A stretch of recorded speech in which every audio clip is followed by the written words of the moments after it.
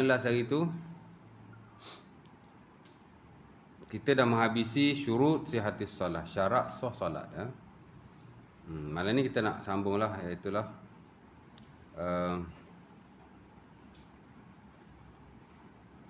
last hari tu syarat yang terakhir ialah masuk waktu solat ya. Dukhul waktu solat, masuk waktu solat, di mana antara syarat sah solat ialah kita mesti solat dalam waktunya. Tidak boleh sebelum waktunya dan selepas waktunya ya. Dan mungkin berbeza sikit waktu solat berbanding dengan syarat sah yang lain, di mana tidak ada kelonggaran lah dari sudut waktu solat. That mean kalau kita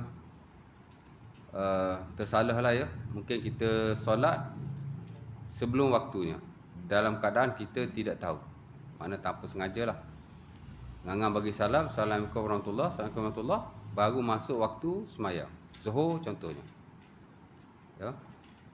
Zuhur pukul 1 suku, kita semayang pukul 1:05, ngangang 1 suku habis semayang, masuklah waktu solat ya. Jadi apa yang perlu kita buat, kita wajib solat sekali lagi, atau yang disebut sebagai i'adatus solat. You have to repeat our prayer again ya. Sepakat para ulama, solat sebelum waktunya tidak sah walaupun tanpa sengaja. Tak sengaja pun ya. Mungkin berbezalah dengan syarat-syarat sah yang lain, di mana ada sedikit kelonggaran. Menghadap kiblat umpamanya, kita semayang,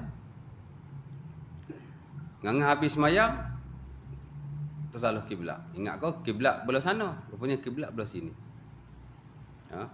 Kena ulang tak semayang? Memanglah sebagai ulama kata kena ulang, tapi pendapat majoriti tak perlu ulang ya. Iaitu pendapat Imam Syafi'i rahimahullah yang lama. Yang baru dia kata kena qada lah.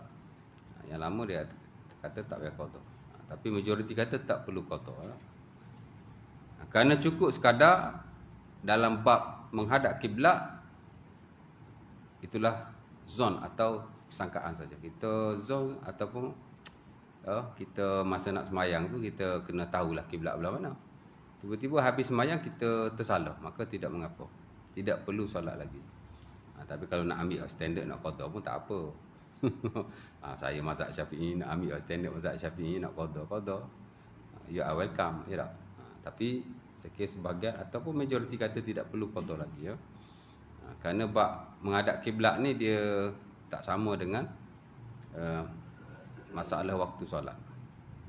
Walaupun sama-sama syarat sah, tapi hadap kiblat tu dia ada sikit sebanyak kelonggaran, di mana kalau selepas solat kita tahu bahawa kiblat kita tidak betul, maka tidak perlu qada lagi ya.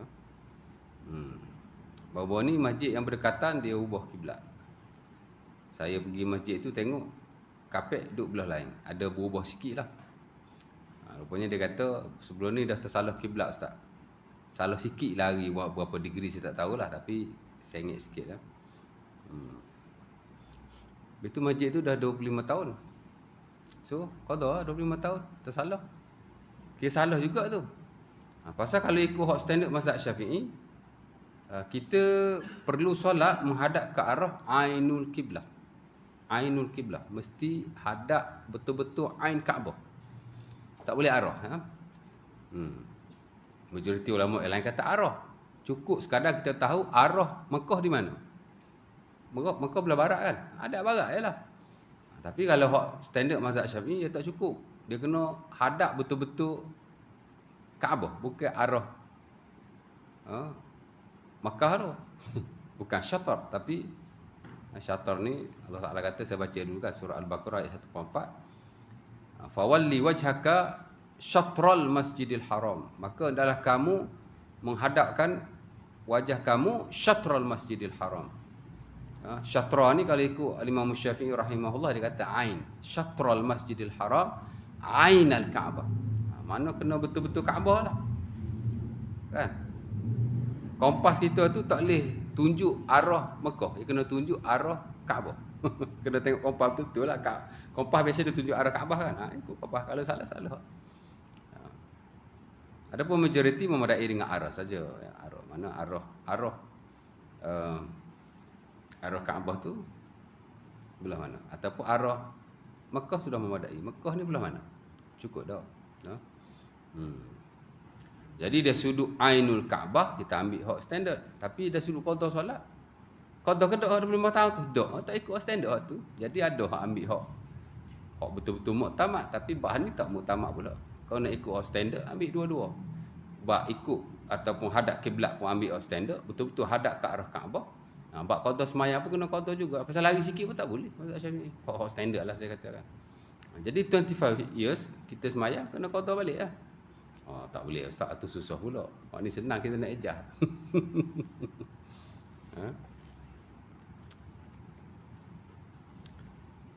Nak bagi tahu begitu ya. Waktu solat ni tak ada kompromi lah.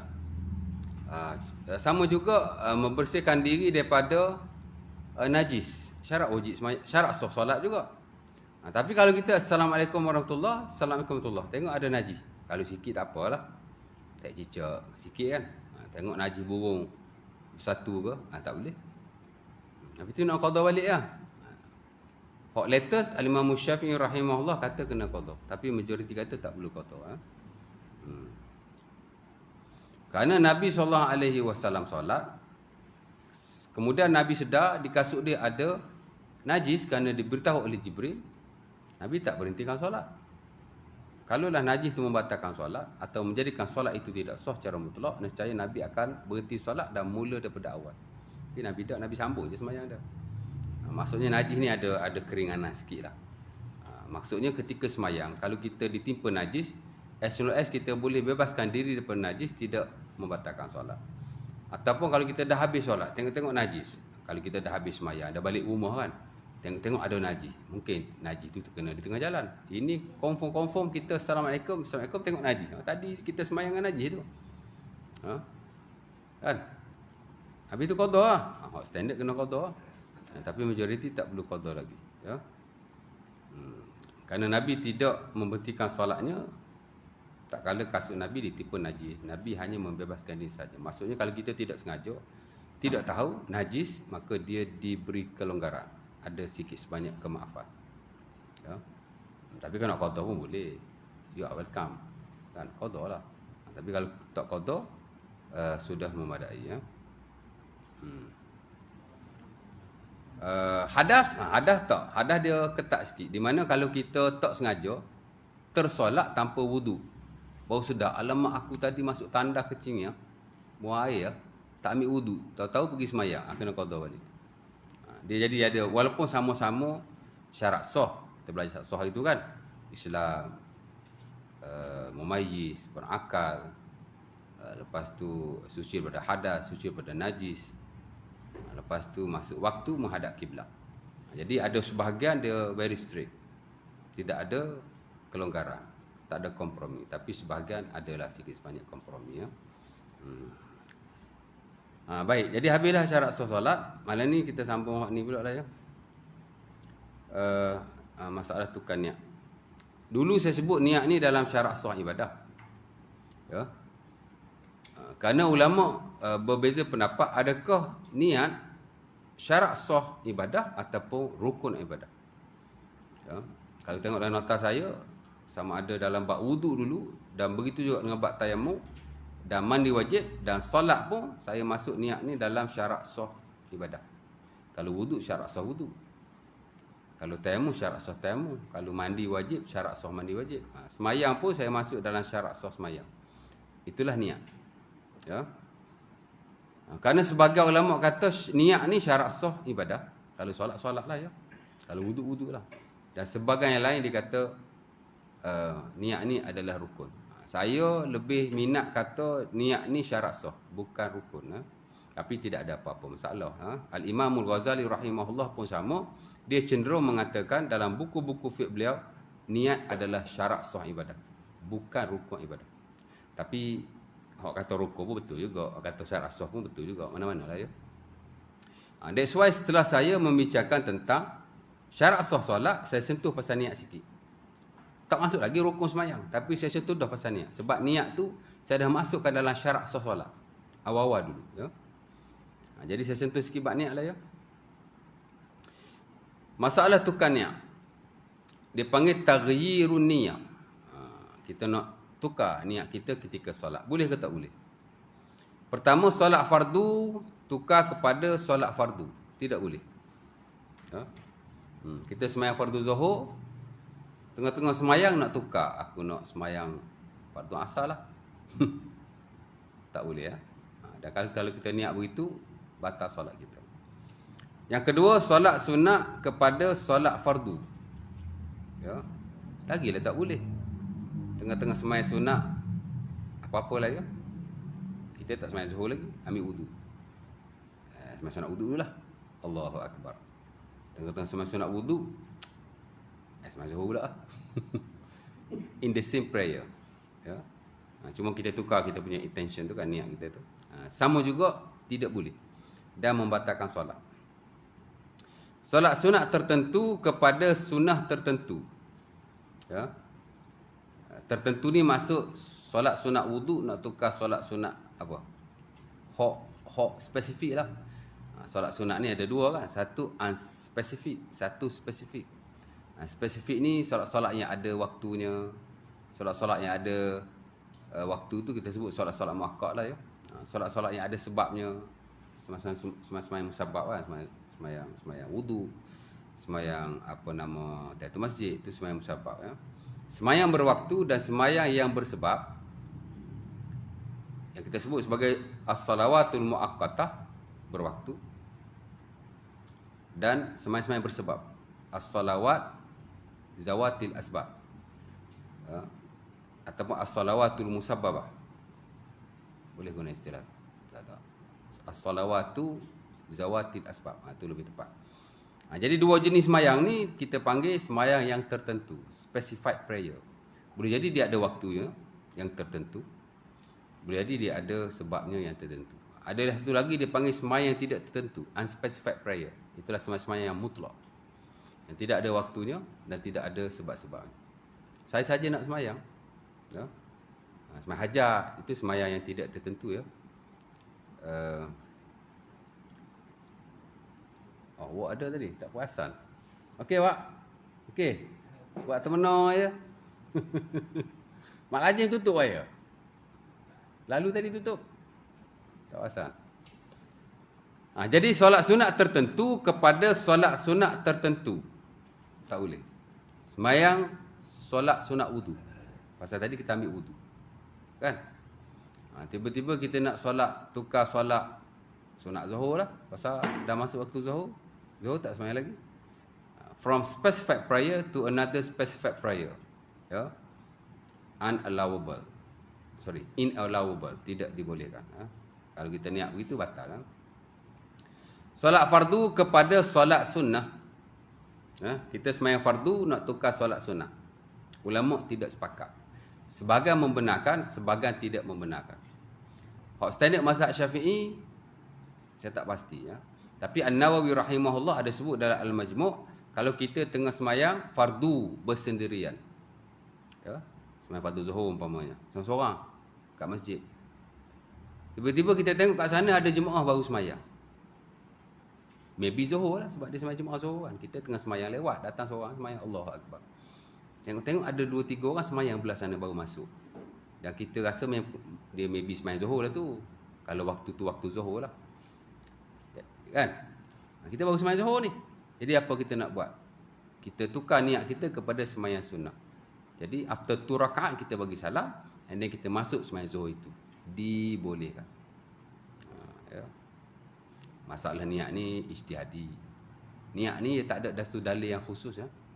Dalil niat ibadah ni 2 saja. Pertama surah Al-Bayyinah ayat yang kelima, wa ma umiru illa liya'budullaha mukhlishina lahuddin. Tu je niat dia. Tu je dalil niat tu je. Ya. Yang kedua ialah hadis Bukhari Muslim daripada Umar Al-Khattab, innamal a'malu binniyat. Bincang pasal niat, lumak macam mana pun, cair macam mana pun, tu dalil dia. Sebab tu 99% isu niat kesemuanya adalah ijtihadiyah. Ijtihad. Ya. Sebab itu Imam Al-Ghazali rahimahullah dalam Ihya Ulumuddin dia ada kritik juga bab niat ni. Dia kata para fuqaha, kadang ulama-ulama kita ni banyak bincang pasal niat hingga berlebih-lebihan. Dalam sangat dia bincang bab niat. Ya, sedangkan niat ni perkara yang amat mudah. Dan sahabat radhiyallahu taala anhum tidak pernah membicarakan niat secara berlebih-lebihan. Niat ni benda simple. Ya. Dia nak cerita begitu ya, dia ijtihad lah ya. Mungkin ada lagi pendapat-pendapat yang lain. Ia terbuka kepada perbincangan lah, makna tidak ada masalah sama sekali. Jadi fardu kepada solat sunat sahaja-sahaja tidak boleh. Tapi kalau kita nak berpindah kepada solat yang lebih afdal, tadi kita sembahyang fardu seorang, and then kita lihat jemaah, kita nak join jemaah tu, maka kita boleh shortkan solat kita, tukar kepada solat sunat, kemudian kita berhentikan solat kita, terus masuk ke dalam jemaah dengan solat yang baru, maka itu adalah perkara yang diharuskan. It's allowable, mana boleh. Ya. Ada sebagian ulama kata tak boleh juga. Tapi kita ambil yang baik bolehlah. Kerana ada tujuannya. Solat sunat tertentu kepada solat sunat mutlak. Juga harus di sisi sebagian ulama, walaupun sebagian kata tidak boleh. Contohnya, kita sembahyang sunat apa-apalah yang tertentu kan, sembahyang sunat tahiyatul masjid ke, sembahyang sunat wuduk ke, kita nak tukar kepada sembahyang sunat biasa, boleh. Tidak ada masalah. Tapi jaranglah kita buat macam tu ya tak. Tapi kalau hak tadi mungkin berlaku. Kita tengah sembahyang seorang-seorang fardu, tiba-tiba kita tengok ada jemaah baru nak sembahyang fardu. Kita boleh jadikan sembahyang itu hanya 2 rakaat, mana kita tukar dia kepada sembahyang sunat, kemudian kita join sembahyang fardu. Itu boleh berlaku. Tapi hak lain-lain ni saya ingat tak berlaku. Cuma ulama ada sebut juga dah dalam buku fiqh, dalam bab niat. Kokok kita nak tukar niat mana tahu kan. Kemudian bilangan rakaat sama juga, itu juga satu bentuk niat. Hak ni dari sudut nak tukar fardu pada sunat, sunat berfardu, fardu berfardu, sunat bersunat lah. Satu lagi tukar niat bersabit dengan rakaat. Fardu tak boleh lah, pasal fardu dia fix. Betul tak? Kalau zuhur 4 rakaat, asar 4 rakaat, maghrib 3 rakaat, mana boleh tukar niat rakaat. Tapi kalau sembahyang sunat, macam-macam niat kita tu kita boleh buat, betul tak? Mungkin pada awal kita nak sembahyang witir 3 rakaat je. Ya? Boleh main witir 1 rakaat, single, boleh. Standard mazhab Syafi'i boleh. Walaupun di sisi majoriti tidak boleh. Sekurang-kurang witir 1 rakaat, tapi mesti digandingkan dengan solat yang lain. Yang ni sembahyang sunat jugalah ya. Tapi kalau single witir, ada sebab kata tidak sah ya. Tapi kalau standard mazhab Syafi'i membenarkan, bolehlah. Kita lepas sembahyang fardu isyak, malah nak sembahyang hak lain, kita sembahyang niat witir 1 rakaat saja. Allahu akbar, harus kerana ada dalilnya.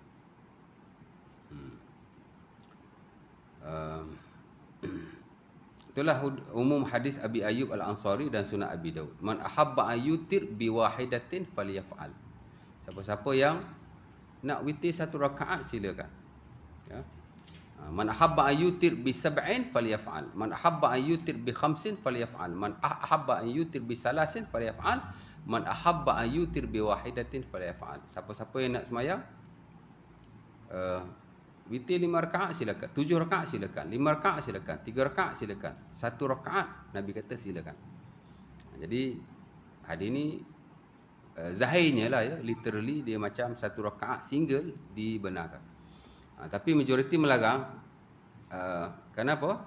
Kerana Nabi tidak pernah solat witir secara single. Walaupun Nabi sembahyang witir 1 rakaat, tapi dia bersama dengan sembahyang lain, especially qiyamul lail. Nabi mana ada sembahyang witir 1 rakaat saja. Mesti sembahyang Nabi 13 rakaat, 11 rakaat.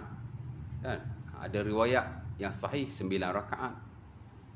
Hatta ada yang 7, ada yang kurang pada tu pun ada. Terutama ketika Nabi sakit, adalah Sunan Abi Daud riwayat daripada Huzaifah, tapi dia tidak sahih ya. Setahu saya yang paling sahih 9 ke atas tak silap. 9, 11, 13. Bawah 9 tu tidak sahih. Wallah ta'ala alam. Ada riwayat Nabi sembahyang 3. Tapi itu tak sahih lah. Baik, kita open ya nak sembahyang. mungkin kita nak sembahyang 1 rakaat saja. Allahu Akbar. Kan? Dalam mazhab Syafi'i kan 1 rakaat ajalah, malas sembahyang. Tiba-tiba mai rajin pula. Mana tahu tengah sembahyang mai rajin. Nak main 3. Habis tu nak buat macam mana? Boleh niat tukar rakaat ketika solat. Kena berhenti sembahyang, angkat takbir yang baru. Tak perlu. Kerana sembahyang sunat ni dia very open. Ya, sebab tu yang saya suka dalam mazhab Syafi'i ni, dalam bab sembahyang sunat dia amat terbuka lah. Dia very open. Dia tak berapa fix sangat, dia tak berapa rigid sangat. Mazhab Syafi'i sembahyang sunat kita boleh qada walaupun tanpa keuzuran. Ya. Duha pagi tadi tuan-tuan tak qada, tak sembahyang, tuan-tuan boleh qada duha petang nanti. Atau malam garang. Ya. Dia mulai malam tadi tak sembahyang, tak ada apa-apa keuzuran. Bukan tak bangun ke apa, memang tak nak bangun. Boleh qada siang hari. Just like that. Ya. Tadi Zuhur tak sembahyang, kau beli abad dia nak qada lepas Isyak, go for it. Walaupun tanpa keuzuran, sebagai ulama dia longgarlah, boleh je.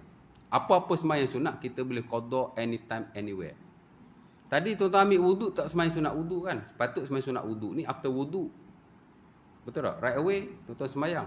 Maybe within 5 to 10 minutes before I wuduk kering di badan. Kalau tuan-tuan tak lap lah. Di kurang waktu tu lagi tuan-tuan sembahyang wuduk. Tapi tadi malah nak sembahyang. Tak ada apa pun. Aku tadi tak sembahyang sunat wuduk lah. Allahu Akbar. Aku sembahyang sunat wuduk qada. Harus. Dia very open.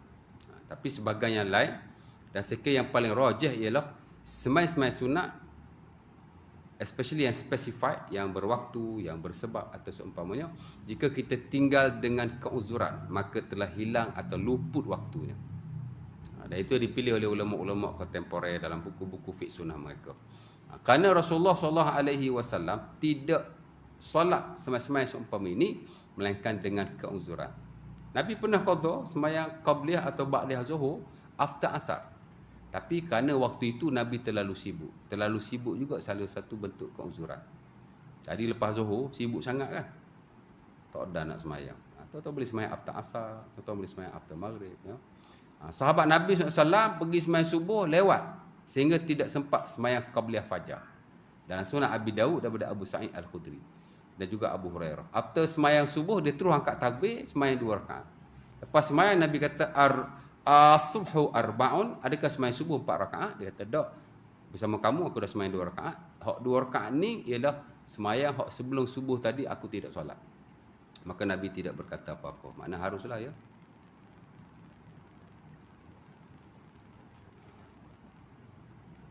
Sekejap, nak WhatsApp ya.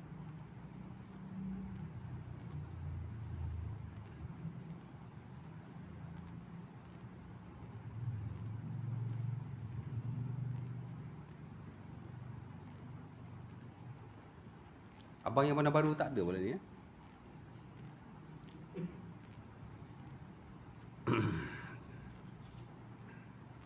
Kat mana tadi lupa. Kat mana tadi? Pasal apa tadi? Apa? Pasal solat. Yalah, solat pasal apa tadi? Wudu. Sebelum saya WhatsApp tadi, ha? Wudu kan? Apa wudu?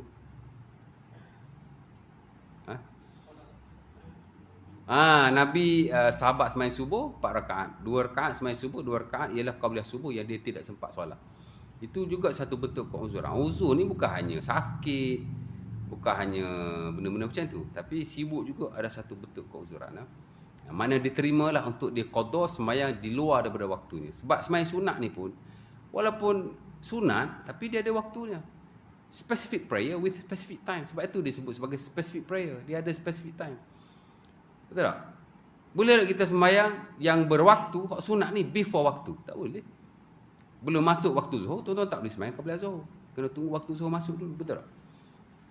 Sembahyang sunat wudu, boleh tak tuan-tuan sembahyang dulu baru ambil wudu sembahyang? Aku sembahyang sunat wudu, Allahu Akbar. Wudu tak ambil lagi ataupun dah ada wudu. Tapi nak sembahyang sunat wudu ni, hak sunat wudu akan datang boleh. Sembahyang tanpa wudu tak boleh lah. Tuan ada wudu. Betul tak? Tadi tuan-tuan dah sembahyang sunat wudu ataupun tuan-tuan tak sembahyang lagi. Tapi tuan-tuan nak sembahyang sunat wudu dulu, hak nak ambil wudu je lagi. Boleh tak? Boleh tak sembahyang sunat hak berwaktu sebelum daripada waktunya. Tak boleh kan? Begitu juga dengan sembahyang selepas waktunya. Juga tidak boleh. Melainkan dengan keuzuran. Asal-asal tak boleh. Tapi kenapa boleh? Kerana ada contoh daripada Nabi. Dengan keuzuran. Contoh daripada Nabi tanpa keuzuran tidak ada. Ibadah ni kalau tak ada contoh, tak ada. Very simple.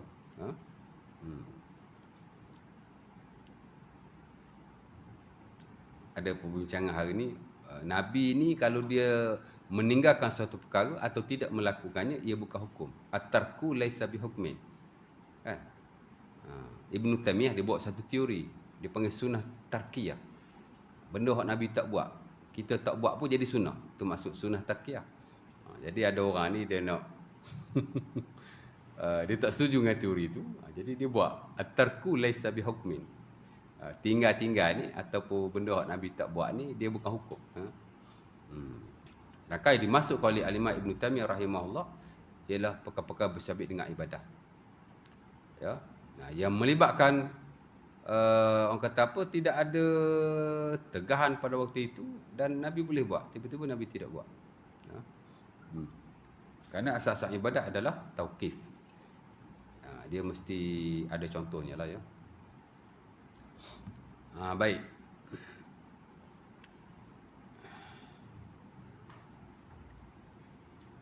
Mana tadi?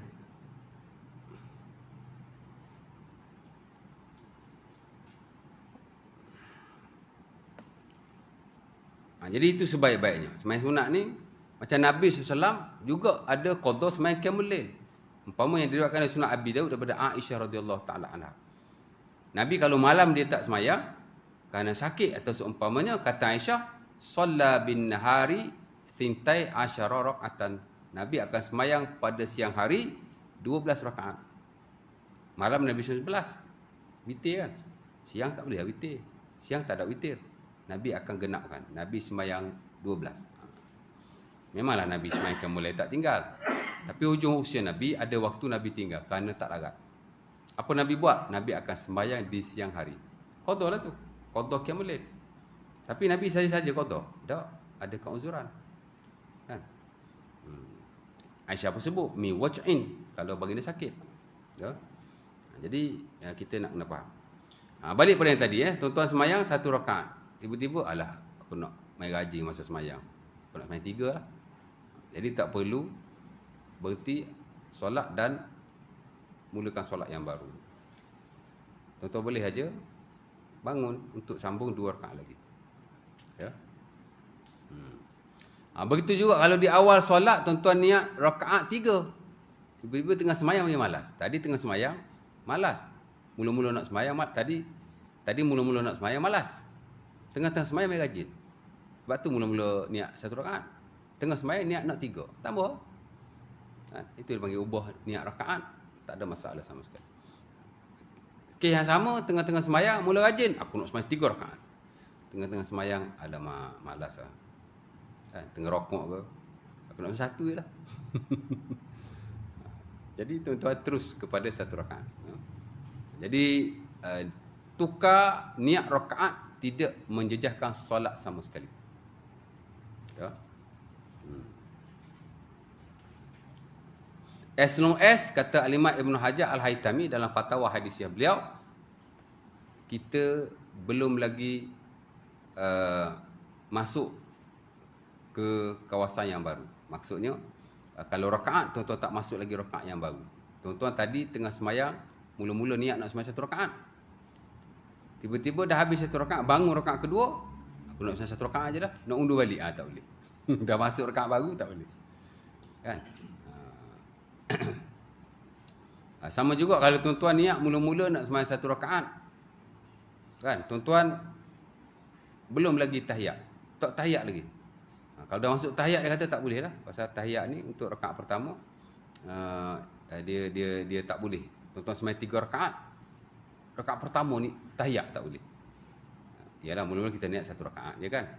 Of course lagi dia tahiyat waktu tu. Jadi sebelum tahiyat, tuan-tuan sambung je lah.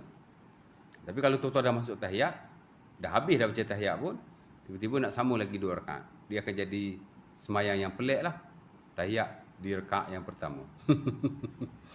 Jadi sebaik-baiknya habiskan dulu sembahyang itu, kemudian sambung lagi 2.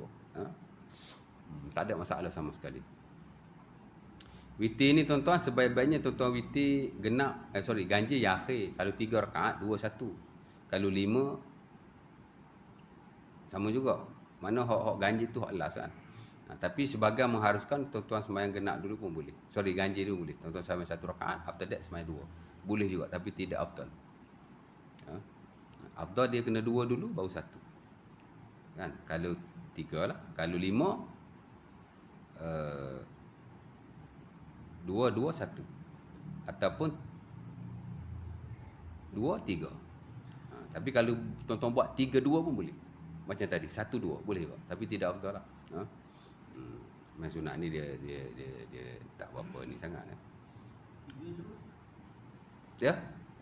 3 terus boleh. Ulama tak sepakat sembahyang 3 rakaat adakah afdal kita wasal atau fasal. Kalau lebih pada 3 tak ada isu lah. Kalau lebih pada 3 rakaat ulama sepakat fasal itu lebih baik. Mana sembahyang 2 2 2 1. 2 2 2 2 1. 2 2 2. Mana kita sembahyang 2 2 2. Pasal Nabi kata dalam hadis Bukhari Muslim pada Ibnu Umar, salatul laili masna masna. Sembahyang malam ni 2 2. Jadi kalau lebih 3 rakaat ulama sepakat afdal sembahyang secara fasal, yakni secara berasingan. Kan? Kita sembahyang 5 kan? 2 2 1. Kalau 5 lah ya.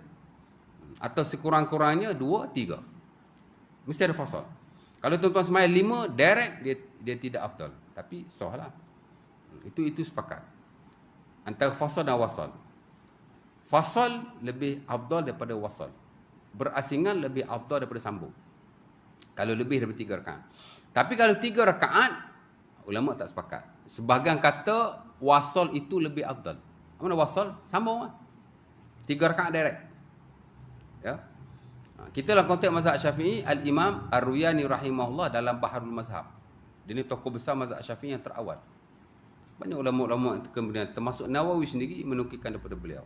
Ruyani ni kalau belajar mazhab Syafi'i, kenal lah siapa dia kan. Dia ulama besar lah, Ar-Ruyani, Al-Imam Ar-Ruyani rahimahullah. Dia pengarang Baharul Mazhab, The Ocean of the Mazhab. Baharul Mazhab tu buku yang menghuraikan Al-Um. Ya. Kita baca Al-Um, Imam Syafi'i kan. Dia Al-Um lah. Tapi yang menghuraikan Al-Um, antaranya itulah Baharul Mazhab. Ya. Sebab tu dia dianggap sebagai buku induk mazhab Syafi'i. Buku induk mazhab Syafi'i. Dia mother book of mazhab Syafi'i lah. Ya, buku besar mazhab Syafi'i. Dia pun sama. Secara peribadi dia kata 3 lebih afdal secara wasal, mana sambung. Tapi bila dia sembahyang, kadang-kadang di masjid atau di hadapan orang, dia akan fasalkan, dia akan sembahyang secara berasingan lah. Sebab hak standard dalam mazhab Syafi'i, fasal lebih afdal, mengasingkan tu lebih afdal. Ya, tapi dia kata sambung lebih afdal. Tapi sekali-sekala aku akan sembahyang secara berasingan, yakni fasal, terutama jika aku sembahyang di hadapan orang, di masjid atau seumpama. Pasal saya nak jaga juga orang mazhab Syafi'i tu. Pasal dia ulama besar mazhab Syafi'i. Dia pun duduk dalam kelompok mazhab Syafi'i. Dia tak boleh tunjuk benda hak ganjil pada mazhab Syafi'i lah. Zaman dulu memang macam tu. Kalau awak mazhab Syafi'i, awak tak boleh nak pandai-pandai ajar mazhab lain. Tak boleh nak beramal mazhab lain depan orang. Jadi ganjil lah. Dulu-dulu memang macam tu. Ya. Ibadah baik, muamalah baik. Ya. Pendek kata kalau zaman dulu, lagi kita terikat dengan mazhab, lagi kita beramal dengan mazhab, lagi bagus. Dulu lah ya. Ya. Hatta ada ulama besar yang fatwa kita tak boleh semayang belakang mazhab lain, terutama mazhab Hanafi, tak sah. Ada ya. Ya. Tapi hari ni tidak sama sekali, tak begitu. Ya. Hari ni pendedahan dia lain. Kita mesti mana belajar mazhab Syafi'i sangat. Belajar jugalah, tapi kita saring dengan mazhab-mazhab yang lain. Ni mesti kita belajar comparative fiqh. Fiqh perbandingan. Belajar 4 mazhab. Kalau tak 4 mazhab pun mesti adalah pendedahan daripada mazhab-mazhab yang lain. Ya, dulu-dulu kita panggil al-fiqhul muqaran. Comparative fiqh. Ya. Sekarang kita panggil integrated fiqh, al-fiqhul mutakamil, ataupun istilah yang kita pakai masa saya belajar dulu, comprehensive fiqh. Lalu ni dia canggih sikit, integrated fiqh. Hari ni semua nak integrasi kan. Sekolah integrasi, universiti integrasi, fiqh pun nak integrasi juga. Integrated fiqh. Ya, maksudnya kita belajar fiqh yang pelbagai, dan dalam banyak kepelbagaian itu mesti ada satu pendapat yang lebih baik. Mungkin dari sudut hujah dan dalilnya, dan juga mungkin dari sudut menepati keperluan dan kemaslahatan kita. Dan muamalah kita dah amal dah integrated fiqh ni. Kan? Muamalah mana ada mazhab. Tuan-tuan tengok Profesor Daud Bakar pun kalau dia sentuh bab kontrak-kontrak moden kan. Dia hurai bab tawarruk umpamanya, tawarruk munazzam, sistematik tawarruk. Dia pun akui sistem ni banyak digunakan pakai di sisi Hambali, Hanafi, Maliki. Adapun Syafi'i tak popular lah dia kata. Bukan dia nak downgrade ataupun degrade mazhab Syafi'i itu, tapi hakikatnya begitu. Muamalah dah campur lama dah ya.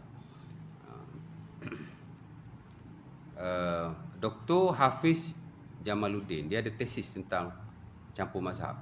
Walaupun dia lebih menjurus kepada muamalat, tapi peringkat awal tesis dia sebut tentang campur mazhab dulu dan hari ni. Dulu tak boleh, haram. Majoriti ulama pun melarang. Tapi hari ni dibenarkan. Ya. Kerana keperluan. Dan memang banyak benda tak boleh diselesaikan melainkan dengan talfiq. Campur mazhab tu dipanggil talfiq lah. Jadi apa maksudnya? Boleh. Campur mazhab boleh. Selagi mana ia dilakukan secara baik dan dengan disiplin ilmu yang betul. Boleh ya? Kan? Fiqh ni sebenarnya, di samping dia nak bawa kita kepada sunnah Nabi, hukum hakam syarak yang diwahyukan oleh Allah dan Rasul, dia juga nak memberi solusi kepada kita. Sebab tu ulama fiqh dulu, dia banyak benda furuk yang dia bawa main. Padahal benda tu tak ada pun kadang-kadang. Belum berlaku lagi. Banyak benda furuk dalam kitab fiqh kan. Kitab fiqh ni kalau ada 10 jilid, hak basic sikit je. Hatta kalau satu jilid pun, hak basic, fiqh hak basic, hak fundamental, hak asas betul-betul daripada hadis Nabi sikit je. Hak lebih tu furuk. Hak asas pada ijtihad je. Kan? Kerana fiqh ni bukan hanya nak ajar kita sunnah Nabi, tapi dia nak memberi solusi pada perkara yang timbul pada waktu itu. Sama juga hari ni, kalau fiqh yang ada tak boleh memberi solusi, apa tak ada guna lah. Sebab tu dia perlu kepada pendekatan yang baru.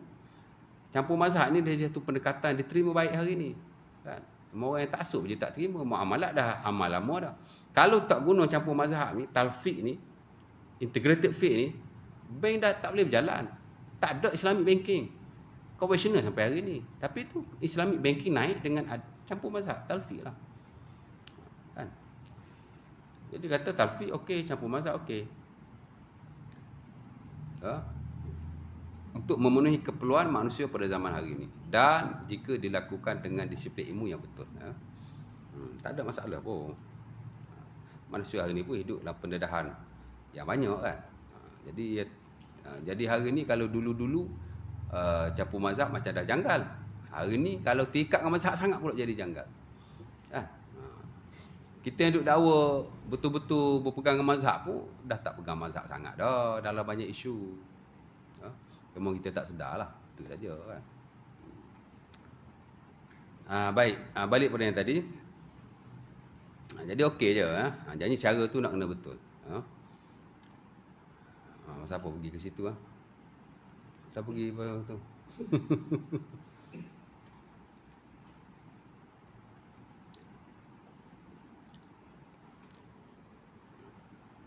Jadi kalau muamalat boleh campur mazhab, boleh talfiq, dia panggil talfiq lah. Campur mazhab ni istilah dia dalam fiqh dia panggil talfiq.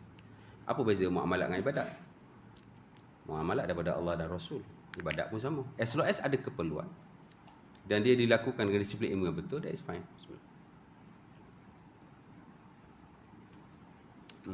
Integrated fiqh. Saya ada dua pendekatan barulah dalam fiqh saya lihat. Pertama, al-fiqhul muyassar, simplified fiqh, fiqh yang memudahkan. Hari ini yang mana yang lebih memudahkan itu lebih baik. Ya. As long as ada dalilnya, Dan ia juga pendapat ulama yang besar dan menepati kemaslahatan kita. Yang kedua ialah integrated faith. Ya, faith yang tidak terkongkong dalam hanya satu-satu aliran. Kerana satu aliran ni memang akan membebankan manusia. Terutama dalam dunia hari ini. Sebagaimana dalam muamalah kita dah amalkan integrated faith, sebenarnya ibadah pun tidak ada masalah sama sekali. Tapi kerana masih ada orang yang tidak hidup dalam dunia nyata, masih nak menegakkan benang yang basah, kan? Jadi dia ada taksub sikitlah pada mazhab. Baik. Balik pada yang tadi. Apa tadi ya? Tukar niat Yang sebut pasal campur mazhab tu, sebelum tu saya cakap pasal apa? Ada poin kat situ tu. Melarat pergi ke situ kan.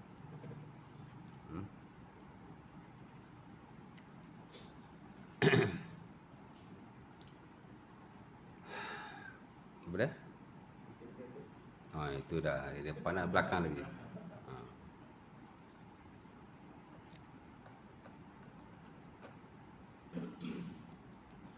Kita dalam muamalat banyak cakap pasal integrasi. Ya. Kalau dulu muamalat ada dua bahagian kan. First part commercial contract, second part charitable contract. Tapi hari ni dia dah integrated. Hak charity pun dah jadi commercial dah hari ni kan.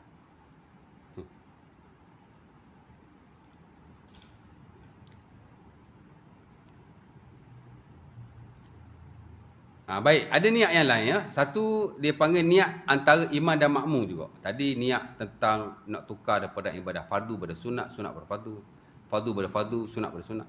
Satu lagi nak tukar niat dari sudut rakaat ya. Ini niat tukar munfarid dengan makmum, imam dengan makmum pula ataupun munfarid. Munfarid mana bersendirian. Tadi wasal dengan fasal tak habis tadi, belum kata campur mazhab tu. Kan? Kalau 3 rakaat ulama tak sepakat. Afdal wasal yakni terus main 3 rakaat ataupun fasal yakni 2 1. Ya. Sebagai ulama kata afdal wasal. Ya. Makna kena semai 3 sekaligus. Itulah saya sebut dalam mazhab Syafi'i tadi Ar-Ruyani. Dia kata walaupun dia tidak memberi satu penegasan sebab dia ulama mazhab Syafi'i. Mazhab nak kena jaga juga. Tapi daripada pembacaan kita dapati dia cenderung mengatakan bahawa 3 secara terus itu lebih afdal. Ya. Sebagai ulama kata pula fasal lebih afdal. Mana 2 1 lah. Jadi ada ulama kata wasal lebih afdal secara sekaligus. Dan itu standard dalam mazhab Abu Hanifah, mazhab Hanafi ya. Tapi majority termasuk standard dalam mazhab Syafi'i mengatakan bahawa secara fasal itu lebih afdal. Mana 2 dulu baru 1. Jadi kita nak sembahyang mana? Boleh berlaku. Nak sembahyang 3 secara terus boleh. Nak sembahyang berasingan atau secara fasal 2 1 pun boleh. Cuma sebab kata afdal sambung terus. Sebab kata afdal 2 1. Kalau hak 3 rakaat lah. Tapi kalau lebih daripada 3 rakaat ulama sepakat. Ya. Afdal secara fasal. Yakni secara berasingan. Ya. 2 2 1. 2 2 2 1. Semakin kita mengasingkan itu lebih baik. Tuan-tuan nak sembahyang 5, 2 2 1 lebih baik daripada 2 3. Tuan-tuan nak sembahyang 7, 2 2 2 1 lebih afdal daripada tuan-tuan sembahyang 2 2 3. Ataupun 4 3. Ala kulli hal dia kembali kepada kita lah, rajin ke malas. Kalau rajin semayang afdal tadi. Kalau malas semayang je sekaligus ya. Terpulang lah terpulang. Dia isu afdal tak afdal saja ya. Semayang sah. Okey baik, masalah tukar niat ya. Munfarid kepada imam atau makmum harus. Kita semayang seorang, kemudian kita nak tukar niat jadi imam. Betul tak? Yalah, mari orang semayang belakang, tepuk bahu kita, puk-puk. Dia nak jadi makmum kan. Jadi kita tadi semayang seorang, memang niat seorang pun. Kan? Semayang seorang, jangan niat jadi imam pula.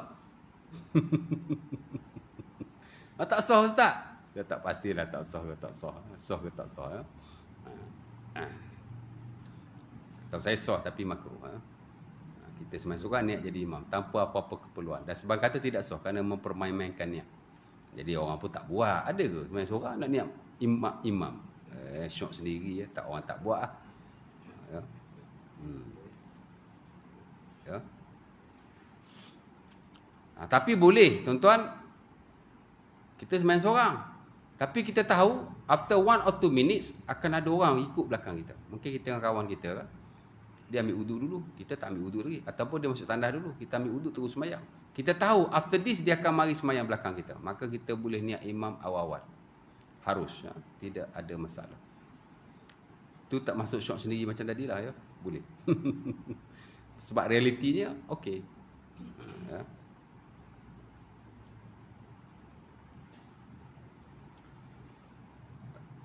Makmum kepada imam. Boleh. Tadi kita makmum. Allahu Akbar, ikut imam. Imam pun Assalamualaikum, Assalamualaikum, kita sambung lagi satu rakaat sebab kita masbuk. Tadi kita makmum lah tadi kan. Sekarang kita dah bersendirian. Mari pula hamba Allah kat belakang ikut kita. Jadi daripada makmum tadi, kita jadi imam pula. Boleh. Dengan syarat kita bersendirian dulu. Baru kita jadi imam. Tapi kalau kita dalam keadaan kita jadi makmum, kita ikut imam di belakang, mari orang belakang kita jadi makmum kita pula. Jadi kita ada imam, at the same time kita juga menjadi imam kepada orang lain. Tidak sah. Kan? Mana boleh? Pelik sembahyang macam tu. Mana tahu kan? Makmum kepada munfarid boleh. Tengah-tengah kita sembahyang berjemaah, kita nak mufaraqah. Ya.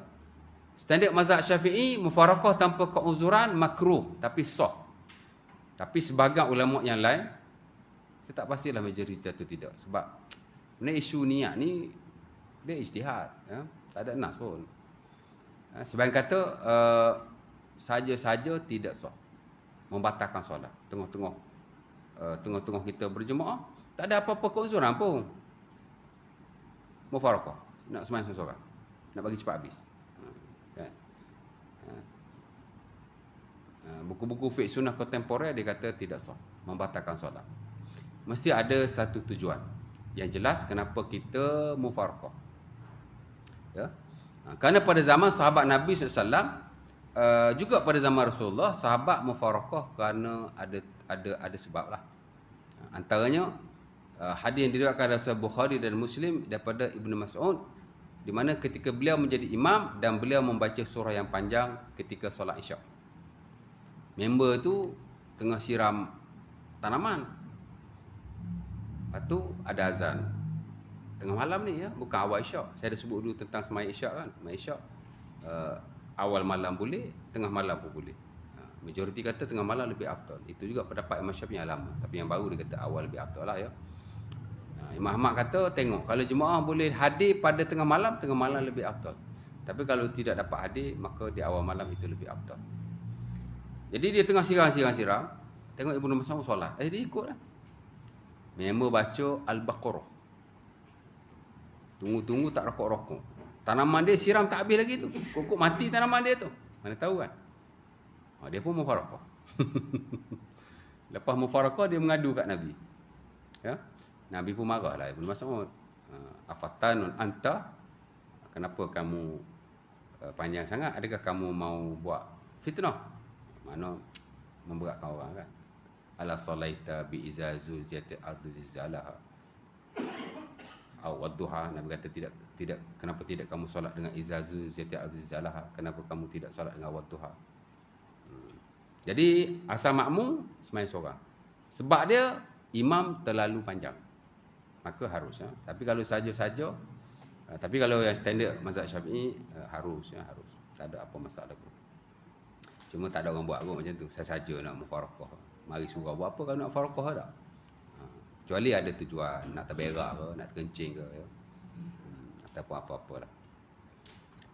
Okey, imam kepada munfarid tak boleh sama sekali. Tengah-tengah jadi imam nak mufaraqah. Tak ada dalam istilah fiqh imam mufaraqah. Ya ada makmum yang mufaraqah. Imam tak ada. insya-Allah taala. Oh, ingat boleh masuk bab ahkamus solah. Tak ada. Habis waktu. Bab niat yang mana ni? Ada soalan nak tanya apa-apa? Ya. Ketuk. Ketuk. Bismillah.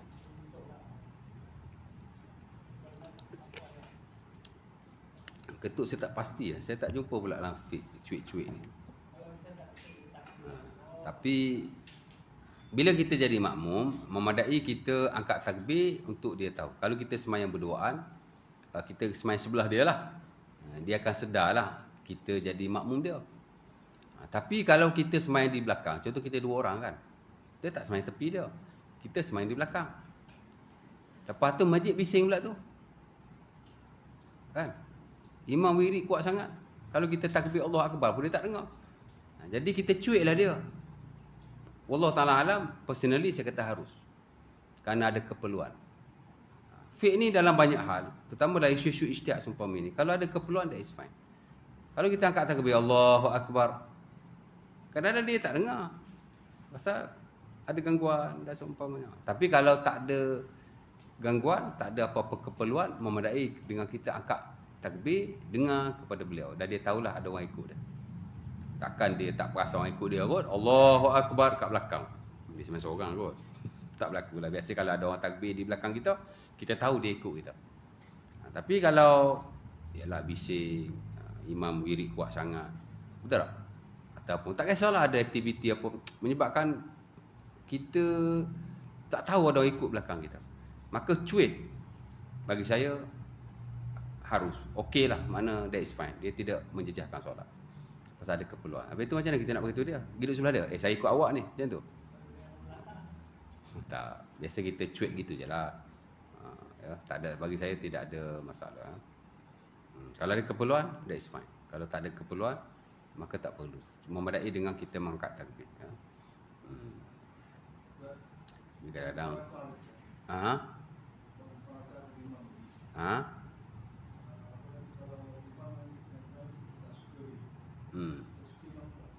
Okey, yang hadis tadi sebenarnya dia ada 2 riwayat. Pertama ialah dia meninggalkan Ibnu Mas'ud dan jemaah, yakni dia mufaraqah dan dia semayang seorang.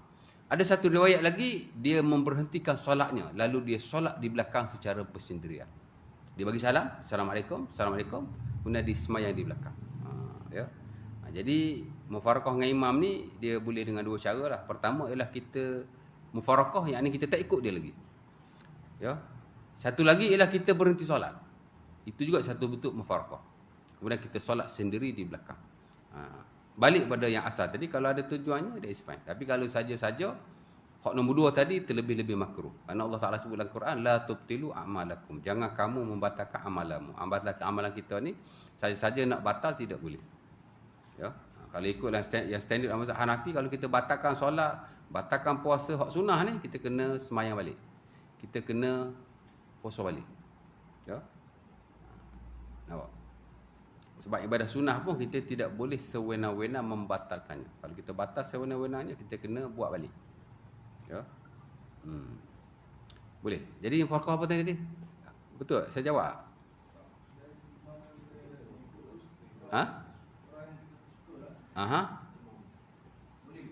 Imam orang yang tak suka. Dia sebenarnya imam ni dia mesti orang yang baguslah ya. Ya ummul qaum aqra'uhum. Fa in kanu fil qira'ati sawa' a'lamuhum bis sunnah. Fa in kanu fi sunnati sawa' aqdamuhum hijratan. Fa in kanu fi al hijrati sawa' aqdamuhum silman.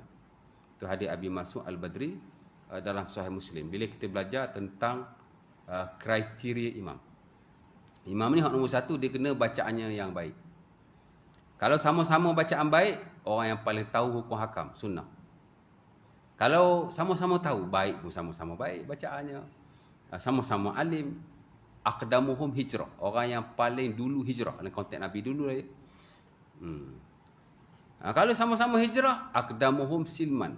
Siapa hak lebih dulu masuk Islam? Mesti ada lah. Dia takkan berlaku sama-sama masuk Islam. Dia mesti ada perbezaan sikit. Jadi Nabi beritahu kriteria imam hak tu.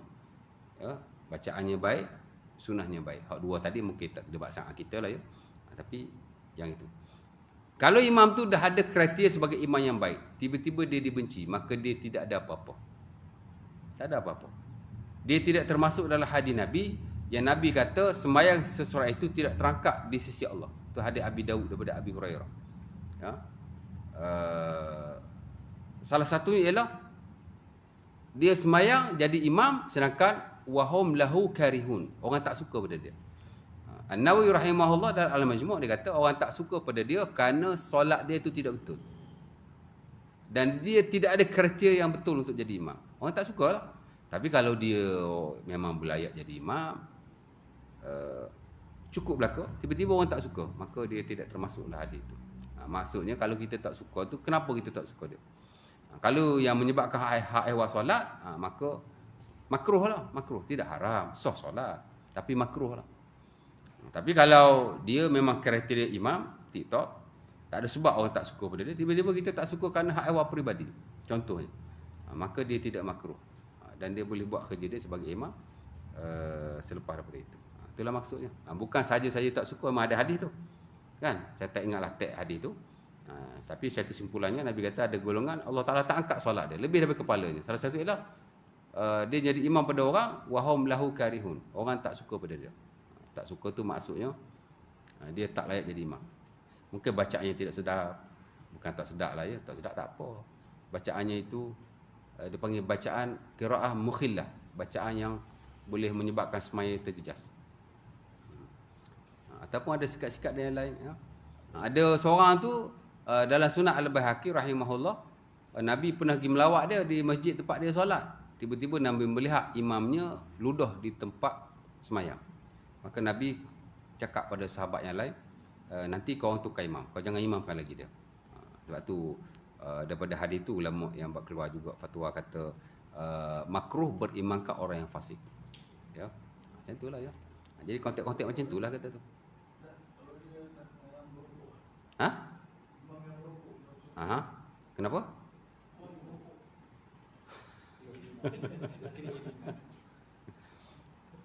Dan konteks yang sama lah. Makruh. Kalau benda tu benda yang dia kalau dia ni memang fasik, dia minum arak, dia orang penzina, ini memang betul-betul fasik lah ya. Itu yang dimaksud oleh para ulama makruh jika beriman ke orang yang fasik. Ya. Tapi kalau dia ada buat benda-benda yang benda tak elok juga kan. Macam tadi Nabi tengok dia ludah kat tempat semayang. Benda tu tidak haram. Dia makruh saja di sisi majoriti. Adalah sekali dia kata haram tu. Tapi jadi Nabi kata tukar imam. Atas rasa macam itulah ya.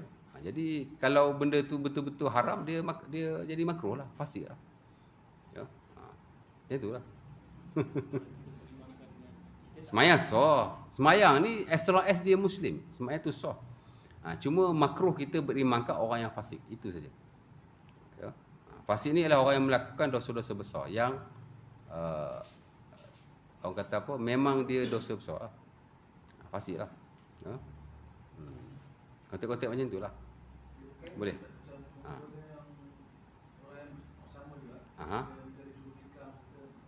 Dia tak menjejaskan. Orang fasik ni dia tidak menjejaskan hukum syariat. Dia nak jadi wali ke apa boleh. Kita lah mazhab Syafi'i, orang fasik tak boleh jadi wali nikah kan. Contohnya tidak sah.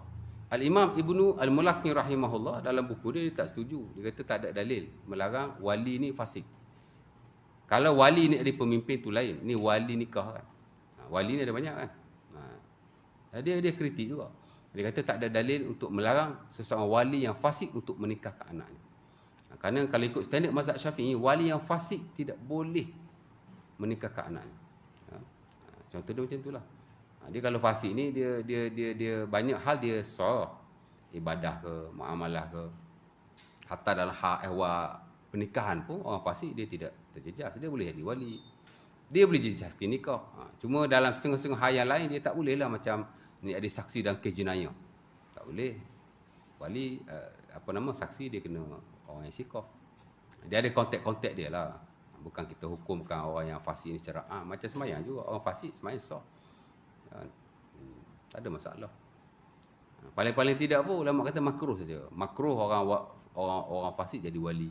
Makruh orang fasik jadi imam. Makruh begitu, makruh begini. Itulah. Boleh.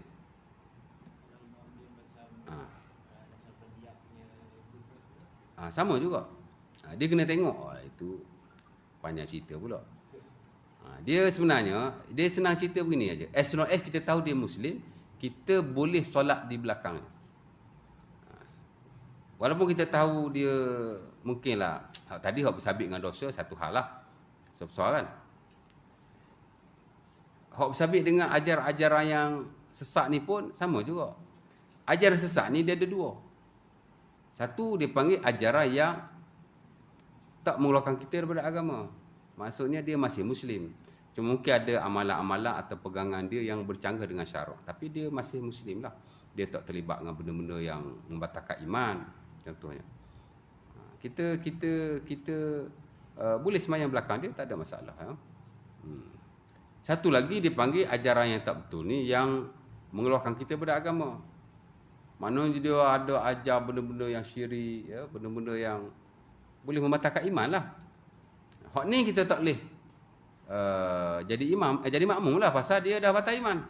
Tapi siapa yang boleh ukur iman dia tu? Dia tak boleh ukur. Walaupun dia pengikut ajaran tarekat-tarekat tertentu, kita pun tak boleh nak pastikan ajaran tu kafir ke. Kita tak tahu kan. Sebab ajaran ni ada dua. Satu yang mukafir, yang memang bagi orang keluar agama, satu tidak.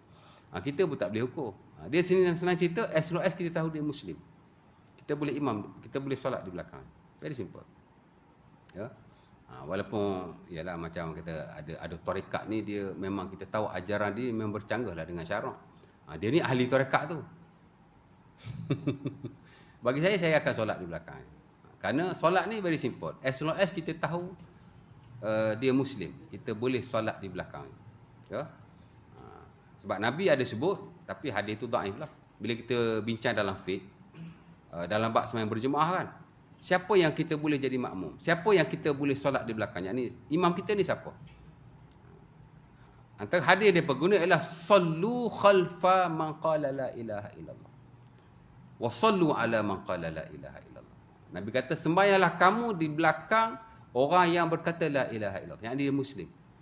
So ada dia batal iman, dia tak batal iman, kita tak pasti, kita pun tak tahu. Kalau dia pengikut ajaran tarekat sesat sekalipun, kita pun tak tahu adakah dia dah jadi kafir. Nak jadi orang kafir ni, dia kena gazetted tau, dia kena diwartakan, masuk perbicaraan mahkamah, qadi yang kena wartakan dia ni dah kafir. Kalau dia belum diwartakan, kita mesti berpegang pada kaedah yang Muslim dia tidak kafir. Ya? Jadi boleh sembahyang di bawah. Dan Nabi kata sembahyang juga ke atas orang yang berkata la ilaha illallah.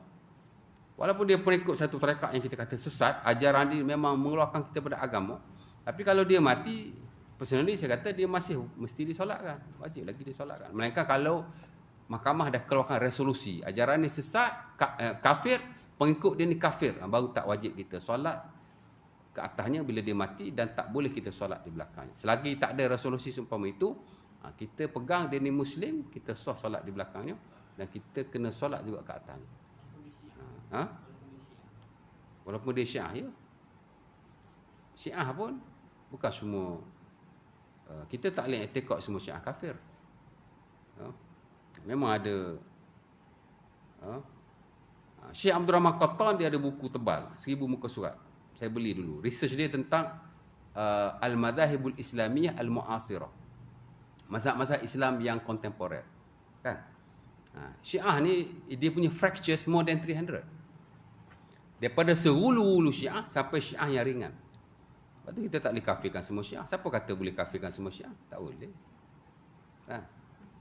Kalau Syiah hak betulnya Zaidiyah saja, hak lain pada Zaidiyah tu Allah Taala alam lah.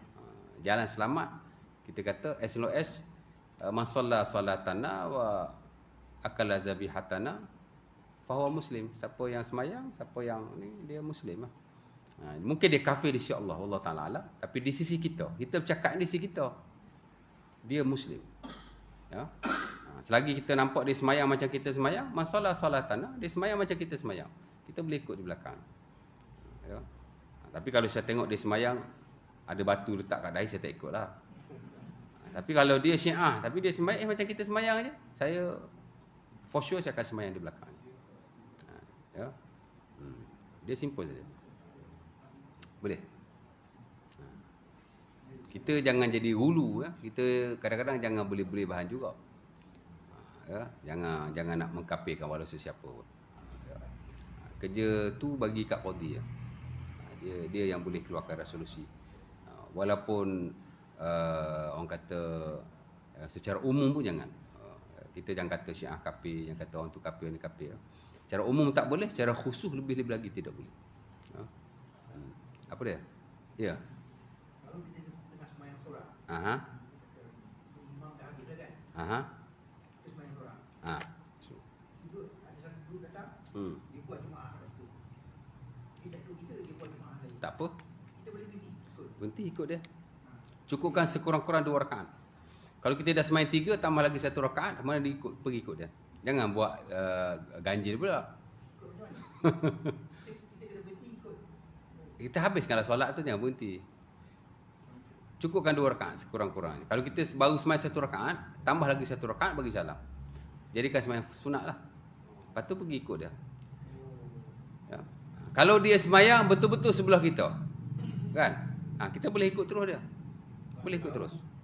Maknanya daripada niat sunat tu tadi, pergi ke apa nama niat fardu tadi, pergi ke sunat. Oh, sunat itu tak boleh lah. Kalau kita dah sembahyang fardu, kita sembahyang zuhur, aku sembahyang fardu zuhur, Allahu Akbar. Ngangam orang datang jemaah sebelah kita, kita boleh terus niat ikut makmum.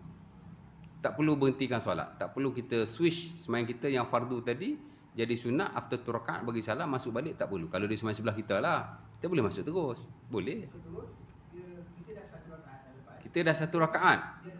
Dia ada 4, kita dah cukup 4 rakaat, kita bagi salam. Dia bangun lah. Dia bangun lah. Boleh. Boleh. Sedangkan kita dah ikut imam. Ya. Maknanya kita tak ikut imam. Kalau kita dah bagi salam dulu, imam masih jalan lagi. Boleh. Mufaraqah dulu, niat salam. Sebab kita dah cukup rakaat. Ya. Kita tengah sembahyang seorang, bukan kata 1 rakaat, kita dah 3 rakaat. Rakaat keempat dah. Tiba-tiba ada orang sebelah sembahyang. Kita pun tak tahu dia sembahyang zuhur ke, sembahyang asar ke, dia sembahyang fardu ke, dia sembahyang sunat, kita tak tahu. Kita pun niat ikut dia, boleh. After kita 1 rakaat, kita niat mufaraqah dulu, kita bagi salam. Harus. Boleh. Boleh. Sebab sembahyang makmum dan imam ni dia tak perlu seragam dia punya niat. Kita boleh sembahyang zuhur, imam boleh sembahyang asar. Kita boleh sembahyang asar, imam boleh sembahyang zuhur. Janji rakaat dia sama. Cara imam sembahyang jenazah, kita sembahyang zuhur tak boleh lah. Sebab cara sembahyang tu lain. Janji cara sembahyang tu sama, mana sembahyang yang biasa boleh. Walaupun kita sembahyang dah 3 rakaat, tinggal 1 rakaat lagi, kita jadi makmum dia, boleh. Tak ada masalah. Cuma kita dah cukup 1 rakaat, kita salam lah. After that kita habis dia sembahyang lagi kan.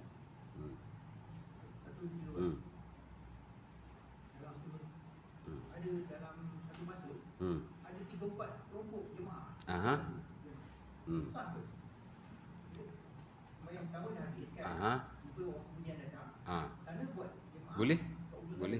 Tak ada masalah. Sebab masing-masing tu dia bukan sengaja buat jemaah yang berbeza. Dia baru sampai, dia sembahyang lah. Orang lain pula sampai, dia nak buat jemaah baru, sebaik-baiknya dia masuk jemaah tu. Tapi kalau dia nak buat baru pun tak ada masalah. Yang tak boleh ni memang dia qasad nak buat jemaah lebih bersatu. Tu tak boleh. Majoriti mengharamkan. Contoh di surau ni kita nak buat 2 jemaah. Zuhur ada 2 jemaah. Asar ada 2 jemaah. Siap-siap. Qasad dia macam tu. Buat sembahyang macam tu. Itu tidak boleh. Tapi kalau sembahyang 1 jemaah saja, after that ada orang sampai dia sembahyang dulu, sama kemudian dia sembahyang kemudian, tapi dia tak nak buat jemaah sekali, tak apa, masing-masing jemaah masing-masing okey je. Tak ada masalah. Boleh. Tak ada masalah langsung. Yang tak boleh ni kita buat sembahyang memang 2 jemaah dalam satu masjid, dalam satu tempat solat, itu tidak boleh. Ya. Dulu memang ada. Kan? Boleh, ada soalan lagi? Tak ada? Cukup tu. Ya.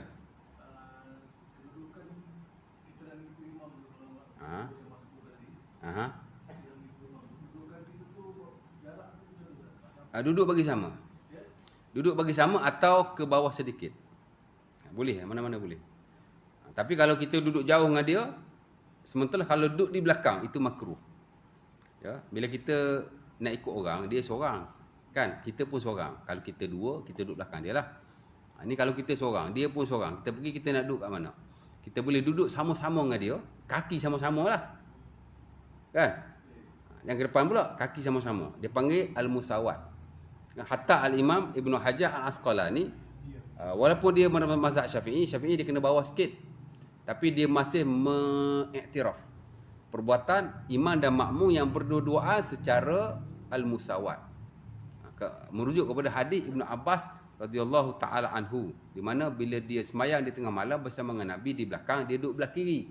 Nabi esok dia pegang telinga dia, ada riwayat pegang tangan dia, Nabi letakkan di sebelah kanan Nabi. Kata Ibn Hajar, wa zahiruhu al-musawat. Zahir hadis ni Nabi dengan Ibn Abbas duduk sama. Jadi sama, tak ada masalah sama sekali. Hatta saya pun kalau ikut orang di belakang, saya akan duduk sama. Tapi kalau ke bawah sikit pun tak ada masalah. Pasal itu yang standard dalam mazhab Syafi'i, imam dan makmum makruh bersama-sama tapi tidak membatalkan solat. Hak batal ni kalau lebih. Sama makruh. Hak afdal ialah duduk di bawah sedikit. Sikit bawah. Ada isu juga, saya duduk sama dengan dia, bila sujud kepala saya lebih jauh. Tak apa, pasal yang dikira dalam berjemaah ialah kaki, bukan kepala. Jadi kalau orang tu tinggi, kepala dia jauh dah sikit pergi. Kalau orang tu rendah, dia kepala dia tak pergi jauh. Okey je. Tapi hak paling afdal, paling rajih, hak paling sunnah duduk sama. Umpama yang diriwayatkan. Tapi kalau bawah sikit pun tak ada masalah. Boleh je. Jangan lebih pada imam je. Ya? Makmum di belah kanan, betul-betul duduk di sebelah imam. Tak perlu ke bawah, tak perlu. Kalau ke bawah sikit je. Jangan ke bawah banyak. Kadang-kadang kita ni sampai satu hasta, sampai sejengkal, sampai sedepa, tak boleh lah. Banyak orang tidak tahu. Ingat kan makmum ni kena duduk jauh dengan imam kan? Tak. Makmum betul-betul kena duduk di sebelah imam, rapat dengan imam dan sama dengan imam atau bawah sedikit. Standard mazhab Syafi'i bawah sikit lah. Sikit lah.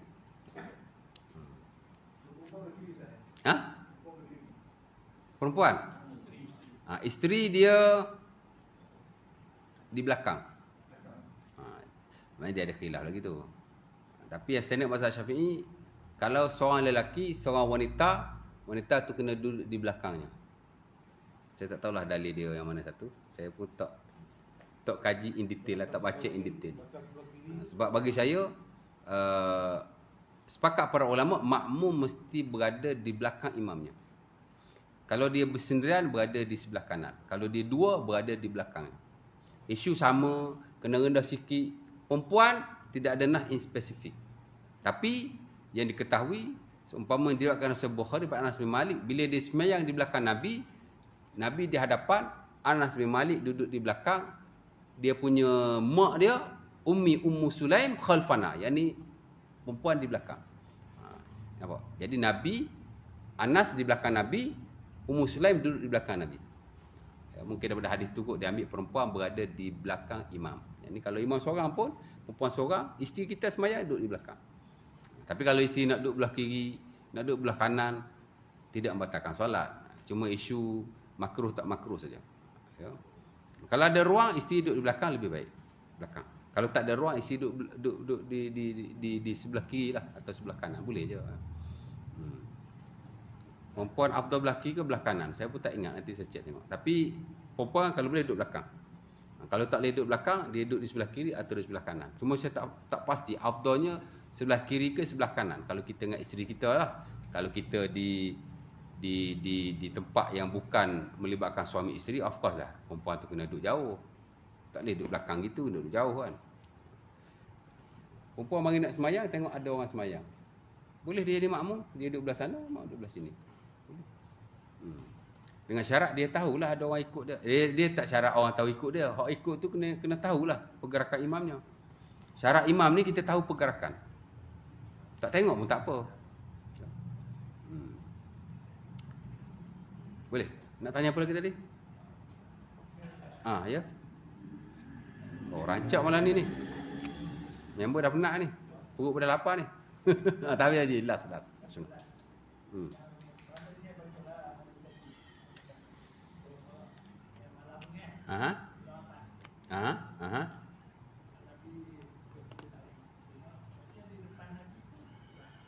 Ikut belakang.